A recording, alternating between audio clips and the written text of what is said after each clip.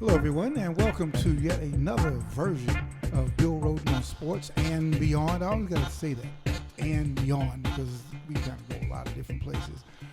Here in Harlem, USA, high above the fray in Harlem, USA, here with my friend and co-host, the great Jamal Murphy. Sounds good to hear that, but yeah, I'm here again. Yes. Back in the house. Yeah, it literally is the house, an undisclosed location. And, so Mimi, you you can't say anything. Yeah, we're gonna blindfold you. We should have forgot to give you a blindfold so you'd know where you were. We're really excited to welcome our guest today. Really, Jamal's talked a lot about you. I kind of knew about you, but I didn't know you were you. My guest is the great, the wonderful Mimi Valdes. That's a nice compliment. The great. That's nice. Everybody. That's his thing, though. Yeah, but everybody. Well, not with everybody. No. Everybody doesn't get the great now. That's a very special designation. Thank you. I appreciate the kind words. Yes. So Mimi is the chief. I think a lot of people know you in your current role. You're the chief creative officer of Am Other, which is the media creative collective and record label production company founded by Pharrell Williams. Yes. And so, I want to talk to you about that because you have so many roles. I wear many hats. Lots of hats. So we want to get into some of those hats. But what we're going to get to a little later, what people don't know, but what's very exciting is that you are also a producer, a movie producer, director, writer. You are the co-producer of the 2015 movie Dope, which was a movie about you can correct me, but a movie about the it's not dope. It's dope as in what? That's dope. About the 90s hip-hop culture. You're the executive producer, and this is really great. You're the executive producer of a movie that's going to be released in January of 2017 called Hidden Figures, which is the story. It's really exciting. It's a story. It's a story of these three mathematicians, black women, African American women who worked at NASA in the 60s and really helped America win the space race. Well, I really want to get into that because again, those are these untold. No, exactly. Completely untold. I had no clue. No one knew. No, and it's funny. I mean, not funny, but we had on a couple guests ago. We had Deborah Riley Draper. Debbie Riley Draper, who is sort of your counterpart, but she did this story about the 1936 Olympics, but about the 17 black men that nobody really knew. Everybody knows the Jesse Owens story, but she did this story about the 17 other black people on the team that nobody knew, including these two women who were the first two black women to make an Olympic team. And she told stories, and she discovered that story by telling the story of this black woman who was a trumpet player who was in a Nazi concentration camp. Oh wow! Yeah, I mean, but so when I heard yours, so it's just you've got all these untold stories. Yeah, it's an amazing story. I mean, look, and we have to give thanks to Margot Shetterly who wrote the book that comes out in September. I mean, so proud and lucky to be a part of a story like that, a movie like that, to bring it to the big screen is very exciting. It's very exciting. We're going to get into that a little later. Okay. But obviously everybody knows Pharrell. I mean, he was behind the scenes of a lot of great stuff before. Then he kind of blew up. Yeah, with Happy, 2013. Right? I remember that at the end of the year, people were calling 2013 the year of Pharrell because he started off with Get Lucky, then it went into Blurred Lines, and then it just exploded with Happy at the end of the year. But when that exploded, you exploded because then people start wondering, well, wait a minute. The Happy video was actually my idea in the sense that we were, Pharrell had who were trying to figure out doing a video for it, and I hate even saying it was my idea because I felt like the idea was in front of our face. I simply was like, oh, you should do what Gru does in the movie when Happy plays, which basically the lead character, he realizes he's falling in love and he's happy and he starts dancing down the street. So I was like, oh, you should just do that. That was it. So I kind of don't even feel taking credit for the idea. Take the credit. Take credit, please. Because it was right there. But then I also have to then again give credit to our amazing directors. We are from LA. They were the ones that then kind of built on the concept and came up with the whole 24-hour idea, and of course was brilliant. And again, an amazing experience to be a part of, because it was really emotional, I think, for all of us to see something that we had worked on have that kind of effect. I mean, we felt like we had a really great idea, and when we were doing it, we're like, oh, this feels like it could be big, but nobody could have predicted what actually tell me happened. about that. I mean, I'll jump a little out of order, but I know, here at we run a little sports and recreation program here, kids 7 to 14, and we bring in a lot of different people. As a matter of fact, I'm going to hit you up after this to come and talk. But the thing is, to young people, we talk a lot about dreams. Yes. And a lot of times if somebody would have asked you when you were like 10, 11 years old about this huge thing, you probably would have said, I don't know what you would have said. Yeah, I think I would have thought they were crazy, to be honest, right? Because I'm born and raised in the projects, Chelsea projects downtown. Not a lot of money. Just being, Latina and Afro-Latina, Black Latina, like these are things I'm not supposed to succeed based on where I came from and sort of my background. So yeah, if you would have told me that at 10, I would have just sort of been like, what? But you felt that? You feel like you felt that at 10 that you weren't supposed to succeed? Well, it's not that I didn't well, let me phrase it, because my mom was very much about education, and my grandmother, like, that's all that I heard in my house was like education, because their whole thing was like, get us out of here. Like, please, right. You're smart, like, get us out of here, be a doctor, be a lawyer, that's all I heard from my mom, doctor, lawyer, because that's all she knew in terms of success, right? So that was what she was pushing for.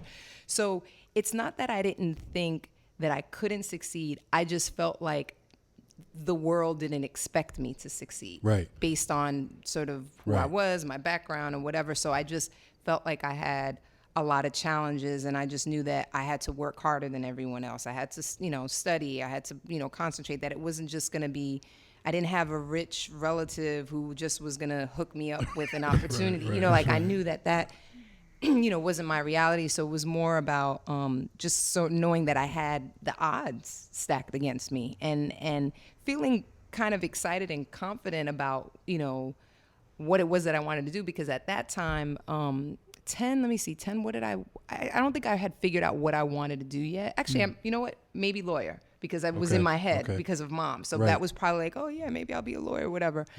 But then it wasn't until teen years, I was always great in English, and I loved writing and, reading, and, sort of those were always my best subjects. And I was fascinated with magazines since I think I was 3 years old. I used to take my mom's magazines, cut them up, do all. So but it never dawned on me that it could be a career. Right. And it was a next door neighbor of mine, sometime in, maybe high school, 14 or 15, that she simply was like, you'd be good at that. You should, you could get a job in that. And I was like, like, it just clicked, like I was like, and that's another thing that I think is really important, that as human beings, we have to encourage the youth, because it was that simple statement of just someone saying you can do that made me go, oh, okay, maybe I need to consider that. Meanwhile, my mom was like, what? Right. Go to law school. Go to law school. Right. Yeah, I mean, it's the same thing. I had the same thing about journalism and being a sports writer. I said, it must have been really late, like 18 or something. That what, you get paid for doing this? Right. Yeah. But the whole idea is you just have no idea. Particularly a lot of our kids, you just have no idea. You don't know of all the possibilities. Oh, the possibilities. You sure don't. You sure don't. So take us back. I mean, I wasn't going to do a month by month of your career, but you let's kind of how you might do this in a movie where you're standing next to whatever the high point. Tell me what the high point of you, when you're saying you never could have believed. Let's say the high point, 2013, is it? 2013, the year of Pharrell, yes. The year of Pharrell, and there must have been a moment when it was just, it almost reached its. Well, here's what happened. Because of that success, a lot of opportunities started coming our way. And he's with William Morris, the agency, and Pharrell had always wanted to get into movies, but hadn't kind of figured it out yet. And so once all the success happened, everyone on the team, I think we all naturally were like, okay, how can we use this success to parlay the next situation? Like, what can we do? And so they, our agents at William Morris knew that we had wanting to get into movies. So this project came by, Dope, was introduced to us, and it was simply like, oh, we have a writer-director. He has an idea. He didn't have a script, nothing. It was just an idea. Will you meet with him? So when we met with him, he didn't say this, but I remember coming away from the meeting being like, oh, okay, nerds in the hood, navigating all the drama and, figuring it all out. And I was like, oh, I could relate to that because that's how I grew up. That's how Pharrell grew up. So it was, I think at that moment, so that's, I guess, 2014, that I realized that, oh, wait a minute, this could be a really great opportunity for me because I had these journalism roots. For those first 3 years, 2 years, I guess, working with Pharrell, we were so dedicated on sort of him and sort of getting his whole career back together that while I was doing a lot of cool creative stuff, I wasn't necessarily telling stories, which is, again, what I love, which is why I loved magazines, why I love journalism, why I majored in journalism at NYU. So I think it was at that moment of working on Dope that I was like, oh, I need to do this. This is what I need. This is the next thing for me.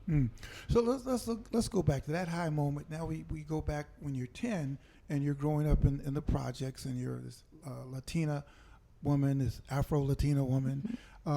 What are the major steps that led you to stand next to Pharrell at that moment, 13, 14, 15, 16, 17? When you look back on it, what are sort of the key moments that kind of led you to that moment? A couple things. Because I was naive, once my neighbor put that in my head that I could work in magazines, and then I researched that the magazine industry was basically here in New York City. So in my head, I was like, well, of course I'm going to get a job at a magazine, right? People come from all over the world to come, get a job at magazines. I live here. Like in my naive mind, I felt like, oh, I can do that. So I had this sort of very tunnel vision of like, okay, I'm going to major in journalism and, I'm going to get a magazine job. But I still had well, I'm going to try it. If it doesn't work out, I'll go to law school. That was my plan. Like, I was like, I'm going to try this magazine thing. Luckily, Quincy Jones was just starting Vibe magazine. I was lucky enough to get an editorial assistant job there.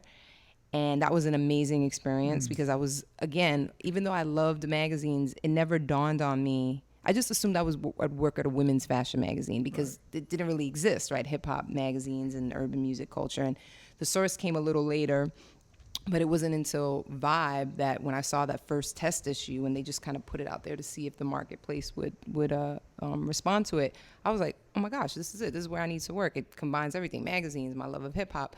So Vibe was a very big turning point for me because not only that did I eventually become editor-in-chief, it's where I first met Pharrell. Like I interviewed him. Yeah, that's where we first met, and I interviewed him on the phone for an article, and we really clicked and connected. I felt like he was very special and different than what I'm used to, you're in the industry and you meet so many people, and he was just so honest in that interview. I remember he was, this is when the Neptunes they were just starting to explode, and he was so, again, very honest about like, oh, everyone's calling us thinking like we're the answer. We're not the answer. Like we just want to make music. That pressure of like feeling like, oh, the Neptunes are going to deliver a #1 pop hit. And I just was like, wow, I don't know if he should be saying this to a journalist, but I appreciated it because it was so honest. So then when I did the Justin Timberlake cover story for Vibe, the Neptunes did most of that album. I went down to Virginia and spent a lot of time. And that's when we sort of connected. And immediately, weirdly enough, because as a journalist, you're not supposed to do this, but we became really good friends, like a very kind of brother-sister relationship. But it worked because we both didn't expect anything from each other, right? Like, he didn't expect anything from me because of my position. I didn't expect anything from him. As a matter of fact, lots of times I would hear stuff and couldn't repeat it because I'm like, this is not fair. Like, I'm here in capacity as a friend. I can't then be like, have my journalist hat on like, oh, what's happening? So my rule would always be like, all right, I needed to hear it from at least 2 other sources before I would, because so that was maybe a little tricky for me, but we made it work. And then, we were friends. It's actually 15 years now since then that we've been friends. And then when he decided to start I Am Other, he he asked, if I would join on. And I had actually recommended another really good friend of mine to come work with him. And they were like, well, why don't you come on too? And at first I was like, all right, this is either going to be a nightmare working with like two of your best friends, or it's going to be awesome. And it's been awesome. Really? I mean, that must have been a big step too, to jump out of the whole journalism thing. Yeah, no. And then get into the business. It was very scary because, so after Vibe, I eventually went on to Latina. I was editor-in-chief there. And what I will say, I think the way Pharrell convinced me was because he was like, look, you love content. And, eventually I want to do movies. I want to do TV. And here's an opportunity to do all types of content. And I think while that kind of scared me, it excited me at the same time. And I was like, you know what? It's being at Latina, being at Vibe, I was editor-in-chief. So once you were the boss. I was the boss, right? So it's like you get to those levels and, eventually it's like there's only so many places you can sort of go. And I just didn't know if I wasn't sure if I had a real opportunity to go to other magazines because, it's like, what I don't know. I guess I was unsure whether or not that was actually. Where else would you go if you were going to stay in? If I would have stayed in magazines, I mean, I think I've always loved women's fashion, so that was always kind of a possibility. But that opportunity didn't come, right? It didn't manifest itself. And I think at the time I was working with BET right before when Pete said that he was going to start I Am Other. And he just, again, I just looked at it as a challenge. Like, you know what? This could be actually really cool. I would love to do movies and TV. Like, let's figure it out. And so, that was 2011. And the first 2 years, we were really focused on him. Like, we were like, all right, what can we do? He was in the studio working with artists and just trying to kind of build out the plan. And then really at the top of 2013 is when everything finally hit. And that's when, first with Get Lucky by Daft Punk, and then Blurred Lines, Robin Thicke, and then as someone I think I've read somewhere, they called it a victory lap. Happy was the victory lap for the end of the year. A big time victory lap. Huge victory lap. At the end of 2013, because that was November 21st. That was the day that we put the video up. I remember it distinctly in my head. And weren't you in the video? Yes, I'm in the video, but I'm in the 24-hour version video. Okay. I am. But the movies and TV thing, you said it's always something you wanted to do, but is that something you had really thought about while you were editor? No. Oh, no. Well, we and at Vibe as editor-in-chief, we did an award show, and I was executive producer, one of the executive producers on that. We did a news magazine show every week, a syndicated show. I was a co-executive producer on that. It had been in my head. A really good friend of mine, Sheo Hodari Coker, who another journalist turned screenwriter. He did the Notorious B.I.G. movie. Okay. Right. And he's actually the showrunner, executive producer of the upcoming Luke Cage show on Marvel's Luke Cage on Netflix. He, from the 90s, he was like, Mimi, I think you'd be good in Hollywood. And I was like, yeah, really? And he was like, yeah, you'd be good. Because he always knew he wanted to be a screenwriter. But, again, unlike the magazine industry, which was in New York, and I was so naively confident, like, of course I'm going to get a job there. Hollywood always felt like a fantasy, far away, like, how do you even do that? Can you get into movies? So it was never a concrete thing that I was like, sort of like, oh, okay, how do I do it? But when the opportunity came across my desk, I pounced. And I guess that's because I've been trying to get to this concept of if you're a 13, 14, 15-year-old person listening to this and you're kind of thinking, how am I going to succeed? Mm-hmm. And you mentioned one thing. I remember a long time ago when I interviewed Julius Erving. This was a long time ago. We're kind of the same age, ancient now. But I remember he said something about, you have to dare to be great. Yeah. And when I thought about it then, you say, yeah, okay. But then as you get older, you realize that you have to dare to be great because it does take an act of courage, an act of self-confidence. It does. I totally agree with that. And what I would add is that I think that it's really important to stay curious. I feel like curiosity has sort of led my ambition or driven my, sort of career in so many ways because I think, when you're in kindergarten, everybody's curious. And then as we get get older and as adults, I think people kind of lose their sense of curiosity. I'm, as a journalist, just because I was trained as a journalist and just I'm a person who just loves people and culture and I'm always like, I want to know more. And I think it's important to continue that as you get older, because that I think is what has led me to wear so many hats throughout my career. Because I'm like, oh, what's that? Oh, I want to see what that is. Oh, what's that? What's that? Okay, what's it? Like I've always sort of jumped around because I think that I'm just naturally curious. And I think if you feed your curiosity on a consistent basis and are always sort of looking for whatever that next thing is, or just I think a lot of times people think like, okay, well, you're in, I don't know, whatever field you're in, hip hop, and that's it. You have to know everything about hip hop. Sure, you should know everything about hip hop, but in order to be really successful in hip hop, you'll be more successful if you know a bunch of other things, like other kinds of music. I don't know, architecture, whatever it is, like all these.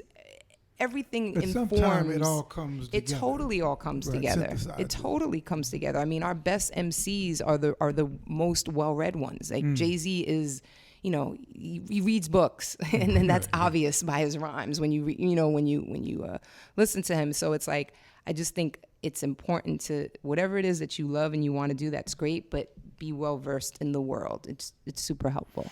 Our guest is the wonderful and beautiful. Oh, thank you. When we start doing our video podcast, I mean, people will also be able to see too. But for now, just take his word for it. Is the wonderful Mimi Valdes. She's the creative officer of I Am Other, which is the media creative collective and radio label production company of Pharrell Evans. What kind of Pharrell Evans? That's a guy, a friend of mine who works for Cisco. Oh, yeah? Sorry, Pharrell Williams. We like to have you on the show. But tell me, what you wear a ton of hats. That's where you said joking before I'm like, you do a lot of stuff. Just briefly. I mean, not brief, but what do you do? What are all your different functions? It really depends. Yeah, it depends. I mean, now in sort of, my titles is Chief Creative Officer, and then also, in Hollywood, I'm known as Pharrell's producing partner.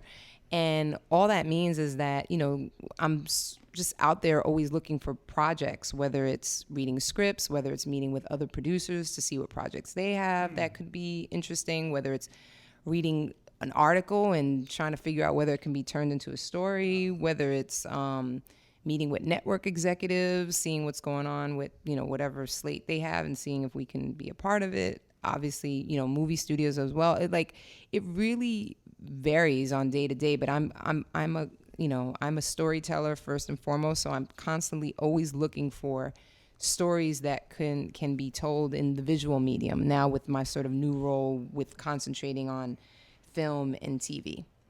How did you get to NYU? We kind of got to the 10-year-old girl who was kind of figuring out how to get it. But how did you get to NYU? So NYU, from the time I was 9 years old, my mom kind of threatened me, said I had to get in because she had just gotten a job at NYU Medical Center. Oh, wow. And one of the benefits is if your child gets into school, free tuition. Wow. So that's all I heard from the time I was 9 years old. So I had to get in, or else. You did it. Yeah, and I did it. Oh, but that's all I heard. I was threatened my whole life. Okay, that's a lot of money. I mean, that's a big. Listen, and it was funny because at first I was so while I knew NYU was a great school, my mom was so strict with me, and I grew up with my mom and my grandmother, all girl Catholic school, St. Jean's High School over here on 75th between 3rd and Lexington, and you went to a Catholic school. Yeah, all-girl Catholic school. One of those. Yep, I'm on one of those. Grammar school as well. So they were so strict with me, and I couldn't do anything. So part of me, I wanted to go away for college, and which, of course, they were like, my mom was like, you cannot go away to college, and I was like, well, I might want to go away, and I was playing around with it. And then I was like, you know what? Here I have this opportunity. If I get into the school, it's free tuition. It's in New York. I don't even know my own city. If I go away to college and people are like, oh, yeah, have you ever been to wherever in New York? I'm not going to know what they're talking about because I haven't experienced my city. So I was like, let me just stay here and, let's just try to get into this college. Mm-hmm. Let me ask you, we're going to take a break in a minute, but what's the difference? I mean, I love L.A., there's no place like New York. No, there's no place like New York. There is no place like I just told But it's interesting, though, to go, I figure, well, in the ideal world, I mean, I love the West Coast. Mm-hmm. Me too. As soon as I LA. land there, I'm like, because, the LA still has that little craziness that you kind of need? What's the difference as you go back and forth? I'll tell you what the difference is, especially now. Like the first time I ever went to LA in the 1990s, I remember thinking like, oh, okay, it's cool. It is what it is. It's a little, very different from New York. Now I find, given that New York is not the New York I grew up in, right? It's just it's just a very different place, whether it's like super expensive rents or just, all these, my grandmother, when I was younger, used to say they're going to make Manhattan for the rich. And I was like, What is she talking about? That's what Bill says every day. That's right. So just that, it's becoming harder and harder for creative people to live here, to make a living, for diversity to really thrive in the city. I mean, it still exists. But it's I don't know, you just feel the difference from when I was, born in 19... like they have to rent poor people or something. Well, no, it's like I think of I was born in 1970, so I think of from then to now, it's just changed so much. Whereas, so now I feel like in LA, because it's cheaper, because you have all around great weather, a lot of New Yorkers are flocking to LA because it's like there's just so many opportunities out there, especially if you're trying to do entertainment, where the music business is basically moved to LA. Hollywood obviously has always been there. Tech business is out there. There's just more opportunity, and the weather is amazing. Oh, paradise. Weather is amazing. But and it used to be. A friend of mine. We had Ron Carter on the show, the great bass player. But he was telling. It used to be, and I'm, I used to write about the music. I'm into jazz, that kind of stuff. And it used to be when guys would go out to the West Coast. New York guys would say, okay, don't spend too much time out there because, you got to come back here and get the edge back. Right. But you're right, exactly right, because of the economics, because, it's almost, I wouldn't want to go as far as saying the creative essence is leaving New York. But you have to be very careful. Yeah, I agree with you. Because the thing that LA will never have that New York has, just getting on the train or walking down the street and seeing so many different types of people and that energy and those textures that you can't really find in LA. The closeness to people. Yeah, just the closeness to people. Just hearing right. conversations and seeing people and seeing how people are interacting like that. And pace. Just all of that. I think, like, as much as I love LA, I always think it'll be a back and forth kind of thing for me because I need the New Yorkness of things. Like, you just need that. You almost have to plug in. It's funny when you fly back into New York after you've been away for like about 2 weeks. I always feel after I've been on the West Coast, which I love it, whether it's northern, southern, even then I consider Las Vegas even. I got step but after about a couple of weeks, you're like, okay, it's time to. I'm kind of okay. It's time to get back because you want to literally go out at any time at night and be surrounded by people. And it's so funny when you land back, into Kennedy. It's funny. You just immediately feel the energy. Yeah, you just feel that. It's true. Anyway. So listen, we're going to take a quick. We're going to take a quick break. We'll be back. We're going to talk about movies, your movies, with Mimi Valdes, the wonderful Mimi Valdes. We'll be back in just a couple seconds on Bill Rhoden on Sports and Beyond.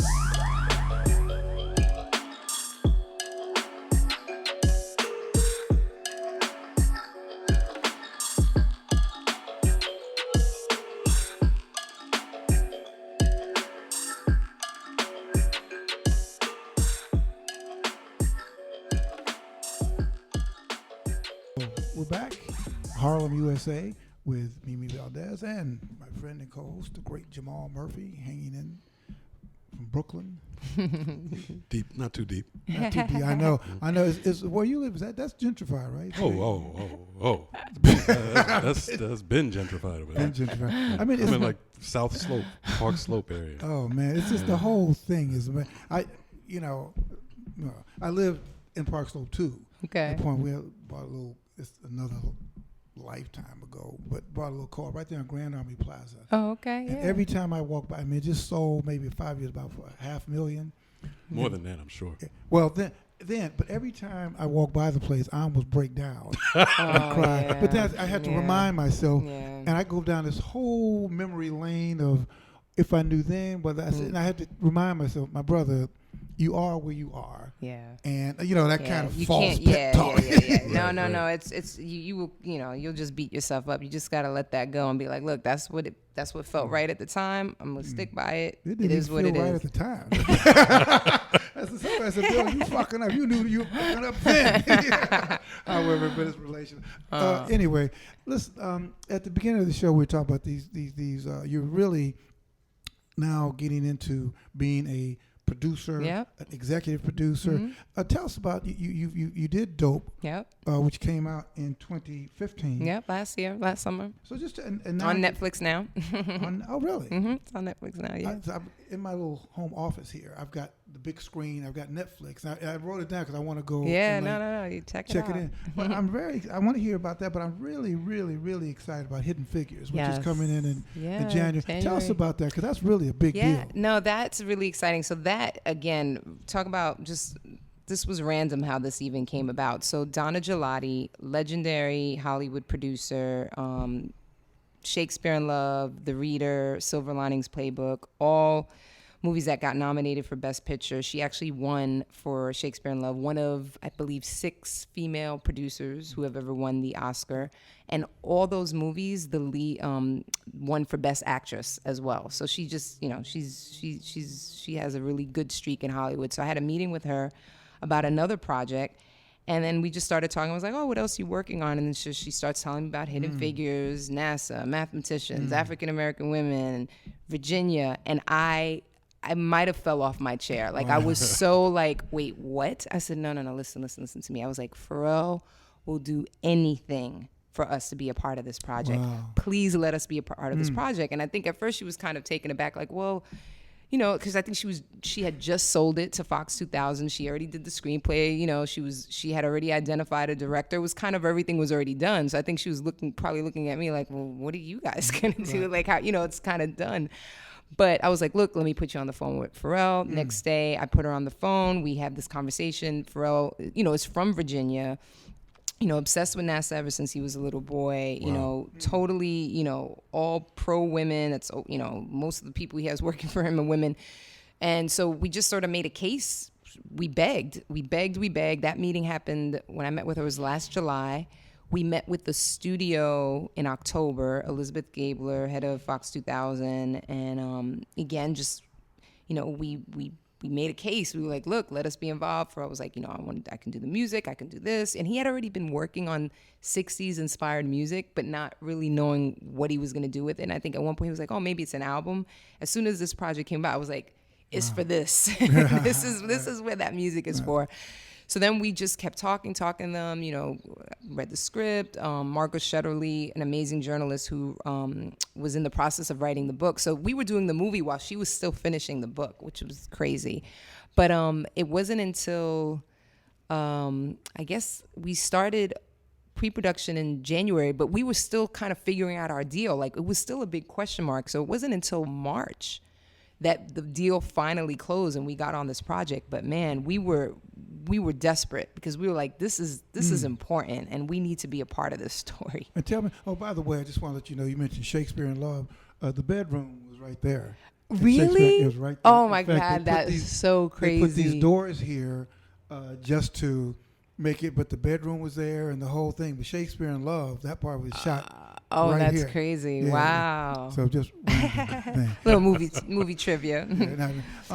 But tell us the story because it's a phenomenal hidden story. Yeah, no, I mean, 1960s. This was a time where everyone was freaked out about Russia, and Russia, was doing all the space exploration, and we had to kind of figure it out. And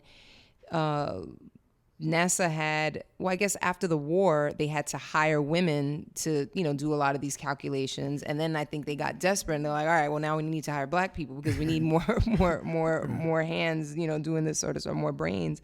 So that's how Katherine Johnson, Mary Jackson, and Dorothy Vaughan, came to NASA and get these careers. And, these were sort of, middle class, highly educated women living in Virginia, and they participated in such a huge way a couple of missions, but specifically the movie focuses on John Glenn's mission, which was first human space orbit. And I mean, again, like he wouldn't, John Glenn, and you know, this, I don't know if I'm giving too much of the movie away, but I think this has been documented, but this was when the IBM computers first got to NASA, and they were still kind of testing them out and trying to figure it out. John Glenn didn't trust the IBM. So before the launch, he was like, I'm not going up. Have Catherine check the numbers. So she checked the numbers of this, like, he would not go into orbit without knowing she had, like, you know, he didn't trust the computer. A sister. Right. You know, I mean, like that's a crazy story, and no one knew this. And this is what Margot, you know, Shetterly, you know, it's in her book and uncovering this fact. And this woman is, I mean, and she's still alive. She's 98. Catherine Johnson is 98 years old. Actually, in this month's Vanity Fair, they have a beautiful portrait of her by Annie Leibovitz and a story. You know, and she was honored with, and I'm always forgetting the name of the highest honor that the Presidential Medal of Freedom. Medal of Freedom. Yes, she was honored last year. Obama put that right around her neck. She was sitting there in her wheelchair. I mean, this is an extraordinary woman who is very confused by the hoopla, by the way. She does not understand. Like, she's like, oh, I just did my job, right? Like, you know, because to her, numbers were, that's it. You're either right or wrong. She did her work. It's not a big deal to her. But, you know, this movie with Taraji P. Henson and Octavia Spencer and Janelle Monáe playing the three lead characters. Kevin Costner is the head of the space program. He's awesome in it. And again, just so amazing to be, someone like him to be a part of a project. And I think everybody, cast and crew, we all knew how important the story was. So the energy on set was very like, we gotta get this right. Like, this is an important part of history. This isn't just about making a good movie. This is telling these women's stories, and hopefully in the process inspire a new generation to consider STEM careers, you know, science and math. Like, these things are really important. Like, we're all in entertainment, and sure, it's cool and fun, and I think we provide, you know, some service of just, impacting and influencing in our little way, but the world cannot exist without math, reading, and science, writing, and arithmetic. Going to space. You know, like these are things that, like,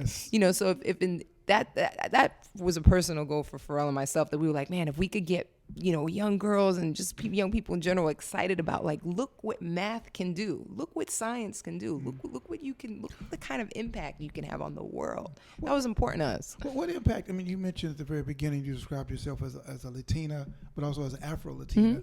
Are there enough images? And I know I'm thinking, you know, once Hillary, I hope, wins the presidency. Yeah. Just because the alternative is just. Yeah, let's just put it out there that Hillary's winning. Because we have to. Or else you talk about space.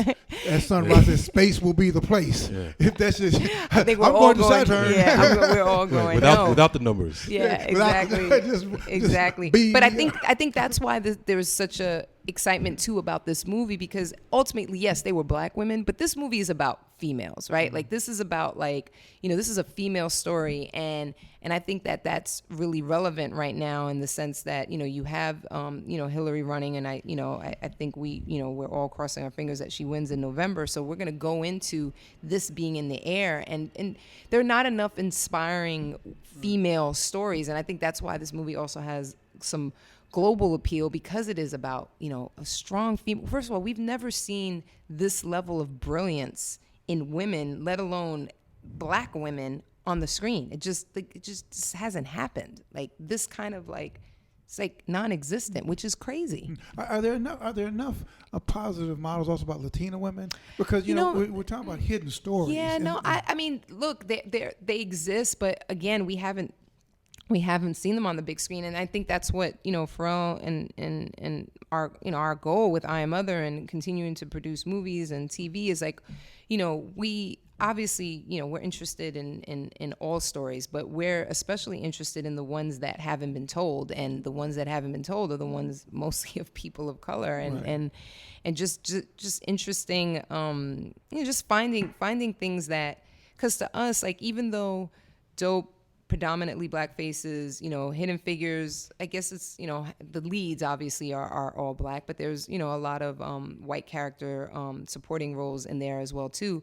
But even, I think it's important that even when there are predominantly people of color as the dominant cast, what's important to us is that it has a universal theme, because if it has a universal theme, we believe it can appeal to anyone. You know, as people of color, we've been watching quote unquote white movies for years, but but the ones, you know, the ones that we relate to, the ones that it's a universal thing. It's like a universal theme that we all can relate to. That's what makes a successful movie. If you look back at like whether it's The Color Purple, or Coming to America, or you know, whatever, like movies, those did really well. It wasn't just black people going to see those movies. Everybody went to see those movies because they appealed to everyone. The story was so good, and it was that human, you know. So I think that's what we're trying to do is like, okay, yeah, so maybe these movies maybe have predominantly people of color, but anybody can relate to them. And that's an interesting topic, because we talk about this a lot, and how popular really black culture is, and how, you know, you go to other countries, they know rap, they know jazz, they know the sports heroes, but in this country, it's, you know, we're kind of diminished, and you hear that a lot in the movies about one of the reasons that there aren't as many you know, colored people who are stars in the movies is because they don't think it'll translate overseas, or they don't think white people will come see them. And to me, that it doesn't really make intellectual sense when you look around and you see that it's, you know, black people have always been a draw in anything. Right. So as far as the movie goes, in this, was there any pushback in terms of it being about 3 black women, or is there anything you had to offset that with? I know you have some, you know, Kevin Costner. Yeah, no, because I think internationally the response so far, I mean, we released a trailer, it seems really positive, but I think people are just focusing on like, gosh, this is a crazy historic moment that no one knew about, and these women affected it in a way. So I think so I think it'll have international appeal, and that's so far what we're feeling. But yeah, traditionally it's been hard for movies that are predominantly African American or black faces of people of color overseas, because that's usually been the thinking. But you know, whether, you know, and again, we'd have to go movie by movie to be like, okay, yeah, no, that was never going to work. But I do think that the link is that it has to have a universal theme. If it does not have a universal theme for everyone to relate to, then it probably won't do well. Right, you know, and that's the case for a predominantly white movie as well. True. So it's really no difference. Yeah. You know, one of the things too, and we're gonna take another break, but as I mentioned, we shoot at this place. There are a lot of movies that are shot here, and one of the things that continues to blow me away, even Shakespeare, is the whiteness of the crew. Not in front of the, but I mean, I'm like, you know, I mean, and I've been here for 20-something years, and there've been all these movies. Russell Crowe shot with, but invariably all the crews, like you may have like one brother in the middle of the street, you know, stopping the traffic, or one guy at night, it's protecting the parking space. No, it's a real. That's why it's important. Like it kind of bothers me a little bit when people talk about like they only want to talk about on the producer level or the director level. And while those things are very important, you really have to, if you're gonna have a real conversation about diversity in Hollywood, you got to look at everybody. You got to look above the line and below the line, right? So you have to look to see all the people that are involved, right? To before you start complaining like, well, how come so and so? It's like, look at the whole picture, and because it is very important. It's not just, you know, Wynn Thomas, amazing production designer, African American man. He's actually been nominated a few times, I think, for an Oscar. He worked on Hidden Figures. I remember having a conversation about with him, and him, you know, just learning what he's been trying to do to bring more people of color into the production design field, and just letting people know, like, hey, this isn't, you know, you see that scene in a movie that it just wasn't there. They came in and dressed it, and they did all those things. But again, it goes back to what we were saying earlier. I don't think enough people in our community understand all the different types of jobs that are available. There's production design, there's cinematography, there's locations, there's wardrobe. There's so many opportunities, but we're not getting the word out. And I think that's what we're trying to do, you know, slowly but surely, at least what we're trying to do at I Am Mother. And that's what and I think that at a certain point of your life, if you're a person of color, if you're black, that is basically your role.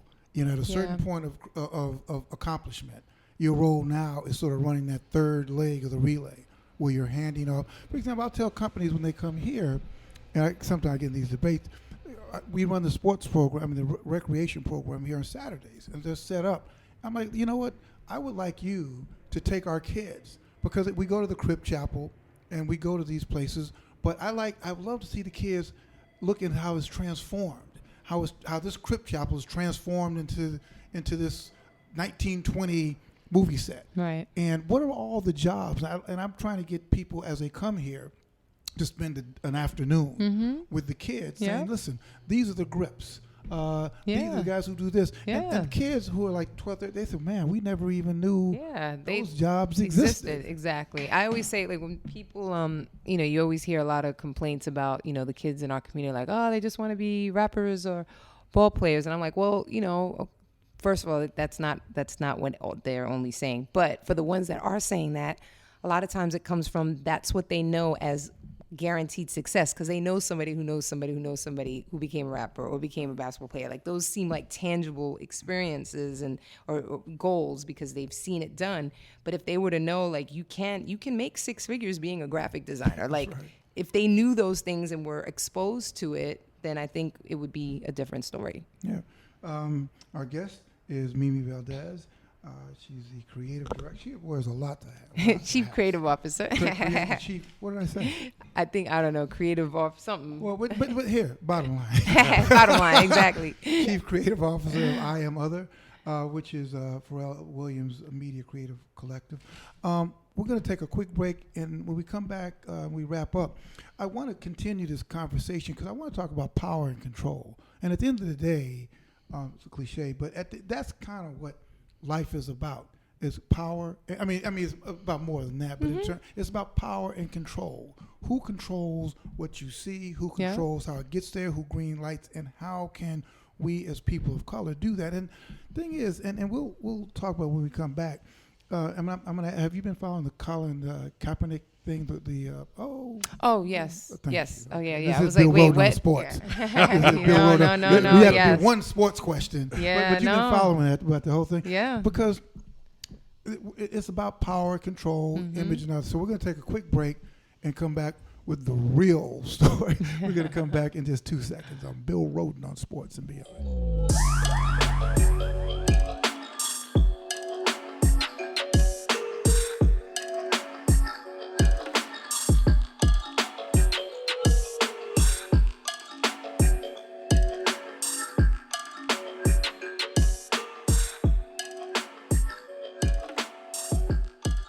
Hello, everyone. Welcome, boy. It's dark in Harlem. You It's dark. I know. Maybe when you got here, it was bright. It was bright. Now it's dark, but it's okay because this is gentrified Harlem, and you'll be just fine. Are you driving home? I'm not. Oh, you're not? Yeah, Oh, okay. All right. We'll figure out. Anyway. I would drive you home, but my Ford Mustang convertible is in the shop. In fact, I just visited the shop today in the Bronx, and Marty. What's Marty's name? But Marty is like... Shout out to Marty. Shout out to Marty, who's going to give me a real good price. But he had the car. He had like... I've never seen... I love my Ford Mustang convertible, but he had the engine was out. The transmission was out. Oh, wow. It was almost like... I should say, but my wife had like cesarean. And it's like when you just see the parts on the table. You see like it's a whole different thing. Right? Okay. But anyway, that was interesting. Yeah. But my guest is Mimi Valdes,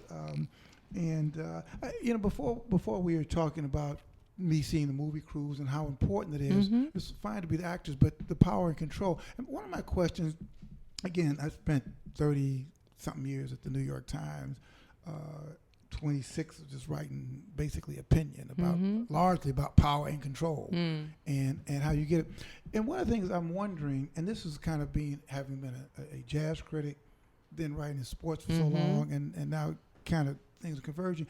Where do you think, you look at people like Pharrell, you look at Jay-Z, Beyonce, who seem, and others I'm probably forgetting, who seem to have a real firm grip on power and control, how to get it, how to keep it, how to use it. And I'm wondering, Do you think that the artists black artists and artists of color have a firmer grasp and grip on power than what you perceive in sports, where you still have a lot of black guys in the NBA and in football, but no power? I mean, very, very, very little power at all. Yeah, well, because they're part of, they're quote unquote, owned by these sports teams, right? So you're representing someone, you're representing yourself, but ultimately you're part of a team, and you have to kind of, they're leading on what you can and can't do.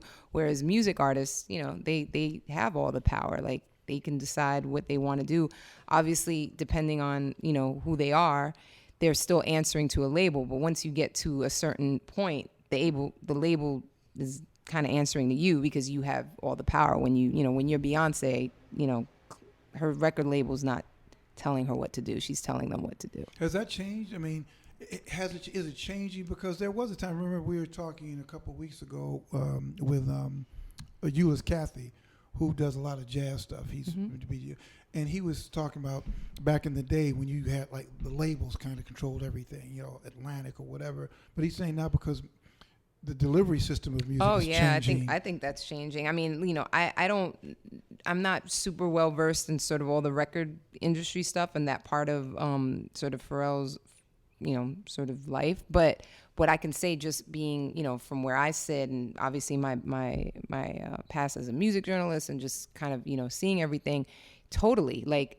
everything's Spotify, Tidal, YouTube, obviously when that first came out, like all of that has changed the way we consume music. So of course, there's been a lot of debate about, like, what do you need a label for if you can go and make your own deal with iTunes and release your album? I mean, the big debate, I don't know if you guys know, with Frank Ocean, where I don't understand how, but I guess he only had a 2-album deal with Def Jam. Right. But what he did was he fulfilled, his obligation.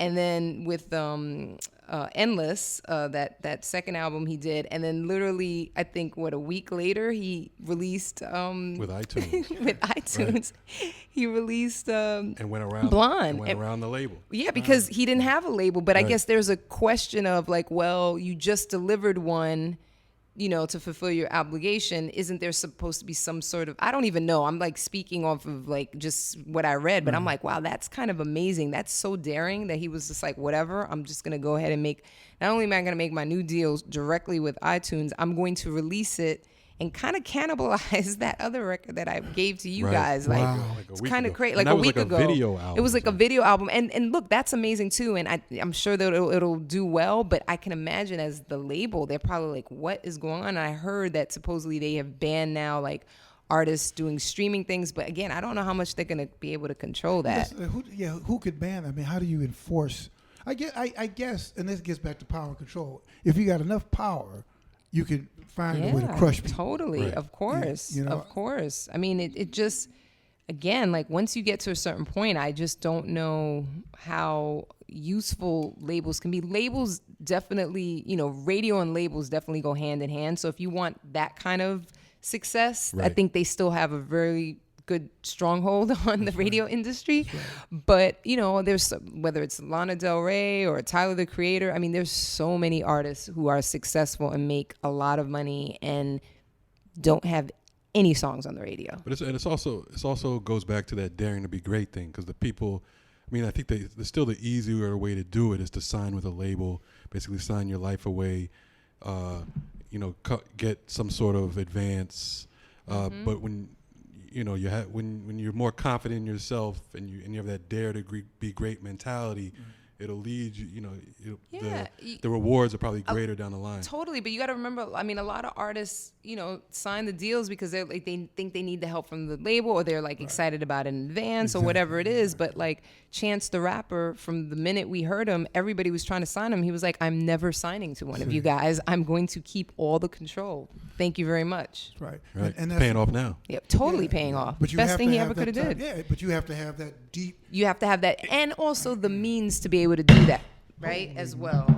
You have to have the It's thunder here in Harlem. It's raining, cats and dogs. Yeah, you Little have to spillage of water. Yeah, a little spillage of water, but you have to have the the confidence that you're going to be okay, or you have to have, parents that are going to support you, or a spouse or a boyfriend, girlfriend, like family members, like, if you're going to do it, because it may take a minute. It's not so easy to become a successful music artist, right? So it is hard. That's right. It's hard. Anything in entertainment is really hard, because it has nothing to do with, math is very reliable. If you're an excellent mathematician, it's all good. Right. Whereas you can be an amazing singer and no one may never know your name. That's right. So and that's one thing I didn't ask you about when we were doing your biography, but there is this thing of grinding. We're talking about how are you sitting here next to Fred, and for all the stuff you talked about, NYU and all that, at the end of the day, you got to do the work. You got to do the work. You got to do the work. As Bevy Smith, Harlem native, she has a show on Sirius. She's been had a show on Bravo. She's, always said that. I get that phrase from her, do the work. Like all these, young kids, especially coming up nowadays, everyone expects for it to happen overnight. And sure, there's some people, there are exceptions to every rule, but the people who have longevity, people like myself, that I cannot believe it's been almost 25 years since really? I've been a media executive. That's nuts. But that's because, I do the work. Like it's not about all the fancy glamour. I could care less about all that stuff. It's exciting and it's nice, and it can be, that's definitely fun, but ultimately it's about the work and doing good work so that you can have the longevity and you can get these opportunities to continue to, work in all these different mediums and fields. It's because you've created you've established a reputation for yourself. Like the reason why I'm able to have success in Hollywood with these projects, not only, yes, I have a celebrity producing partner, which obviously opens doors, but then I'm the one in the meeting, right? So, and it's because it's my background as a journalist and my success with Vibe and Latina. So I've done something. So that's what helps me in these meetings where it's like, oh, okay, you come with a pedigree, so to speak. So and also the confidence. Well, and the confidence too, because I'm like, well, I've done something. Yeah, I've done something. I'm not just, the homie, like I actually have like a track record, and you can speak to people in my old industry who will be like, oh yeah, I was nominated for an ASME General Excellence under, so I have those things that can help. Yes, we can get some doors open, but in order to continue the conversations, I have to do the work. Mm-hmm. What do you think? This is like our one sports question. And that's not a question, but we asked you before. You're following the Colin Kaepernick thing. What's your thing?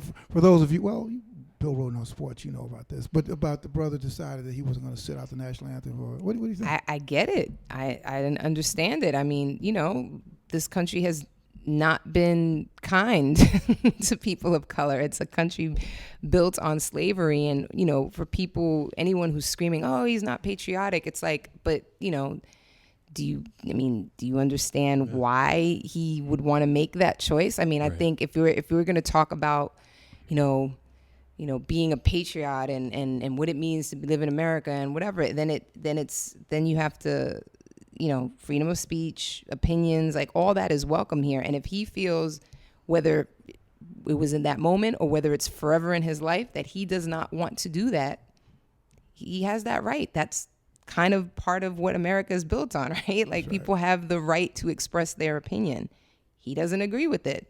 That should be fine. Right. And I think you hit it on the head when you say you get it, because a lot of people don't get it. And I guess for the most part, if you're not in somebody's similar situation or shoes, you probably don't get it. Because I see, some white people saying, first that he's being unpatriotic, but also coming out with excuses. Oh, he's just doing it for attention, or his career is on the downside, so he's doing it for attention. But you don't get it, because anybody who gets it understands it goes way. It's way more than. If you've lived in America as a person of color, you get it. Mm-hmm. Whether you agree with it or not, whether you're like, oh, well, you know what, I wouldn't cause waves, I would do that. Whatever it is, whatever your way of making a statement about the unfair treatment of people of color in this country is. Like, everyone has their levels of comfortability of how they want to express those things. That man chose that moment to do it. And he has that right, because again, if you have not lived in this country as a person of color, then I guess you don't know. But I would hope, just like my friends who aren't people of color, they get it, because they are sympathetic and are very clear about what that this country has not always been fair to people of color. So, I would be very disappointed in any of my friends that white friends that were like, well, that's crazy. I'd be like, what? How'd you get to be my friend? Yeah, like I'd be like, wait, whoa, let's reevaluate this, because again, everybody in my circle is like, yeah, we get it, and it's not a big deal, and the people making it a big deal. Oh, so like, I just feel like that's, freedom of speech in this country, freedom of opinions, freedom of, like, let that man do what he wanted to do. He didn't kill anybody. He didn't, like, nothing happened. Like, it's just an opinion. That's all it is. And he has the right to do that. Exactly. He didn't kill any unarmed, exactly. innocent people. That's unpatriotic. How about that? That's unpatriotic. But also, the interesting thing too about your industry and this whole sports thing, for example, when you've got the Academy Awards and those kind of things, they don't play the national anthem. In other words, they don't start and play the national anthem and make everybody. Where in sports, it's been this crazy tradition where the game starts, and we've all sat through it, and you politicize it by the very beginning by playing the national anthem. But it is interesting though in your field where people have taken the opportunity of it when they accept awards to make speeches, and that is a big deal. I mean, in other words. Oh, yeah. You pick your spots, and is it your right, your responsibility to basically protest. And everybody, there are very few people who do, whether it's in your industry, in sports industry, not everybody does. In fact, most people don't. Most people toe the line. Of course, because it's easier to just toe the line and, just coast and be like, I'm not trying to get involved. But I encourage anyone, when you feel something like that and you feel a need to, like, comment on whatever it is, I don't hold anyone accountable to. I think everyone, do whatever you want, do whatever is comfortable. I would hope that people, especially people of color that are successful, you do your part, you give back. Like, I hope that people do that. But at the end of the day, as Americans, we have the right to do whatever it is that we feel like it. And especially when it comes to opinion, you can't tell that man to do something he doesn't want to do. So what? That's right. Yeah. And so, boom. Hey, listen, our guest for the last hour, has been Mimi Valdes. You're a proud Puerto Rican. Puerto Rican and Cuban. And Cuban too. Mm-hmm. Puerto Rican and Cuban. Yeah. Where's? Yeah, my dad's family's from Cuba, and mom's family's from. My father passed when my mom was pregnant with me, so I grew up mostly with my mom's family. But I know I'm close with my aunt from my dad's side. I've been 3 times. Wow. Yeah. What do you think about the normalization of? I'm interested to see how it all kind of plays out, like it's I'm watching it very sort of like, okay, let's see what this does. But it's such a beautiful country, and the people there are just amazing, and yeah, I would just, we'll see. I just hope it doesn't become like Las Vegas. I know that would be. Which is almost, you almost have to say, like we talk about gentrification. That's the American way. And you're like, oh my God, here we go. Look, one thing, I think Barbados, when I went to Barbados, they told me that they put a McDonald's there and it failed. And I thought that was like the funniest thing in the world, that I was like, wow, like, because the island is just like, no, we don't want that. Like, we have our own, we have Chefette, I think is there, fast food restaurant. So I hope that it kind of ends up being that sort of vibe where they, keep their culture, keep what it is that they are, and not become like, all of that. We hope so. Yeah. Mimi Valdes. Thank you very much. Mimi, is that? No, it's a nickname. My real name is Michelle, but no one calls me Michelle. Okay. Not even my mom. Not even on this show. Yeah. Did your mom start that? No. Funny story. I have a cousin also named Michelle. I was supposed to be named, since my father had died when my mom was pregnant. His name was Miguel. my father's family got to the hospital first, so they convinced my mom to name me after my dad. And then when my grandmother got there, she was like, "What? I'm never calling her Michelle. I'm calling her Mimi." And then that was it. Okay. That's okay. right. Yeah, brother, sister. No, just me, only child. Only child. Yeah, Okay. only child. Raisa, my daughter. You hear that? Only child. Only See, child. it works. Hey, Mimi, thank you so much. Thank you so much. Such an honor to be on the show with you guys and with you, of course. Obviously, as a fellow journalist, I'm in awe of your career, and thank you for having me. Oh, no, the pleasure is ours. El gusto es mío.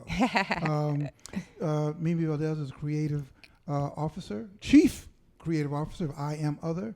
And listen, the big thing is in January of 2017, you got to support, you got to start talking it up, the upcoming movie called Hidden Figures, a phenomenal movie of an untold story of 3 black women who kind of made it happen.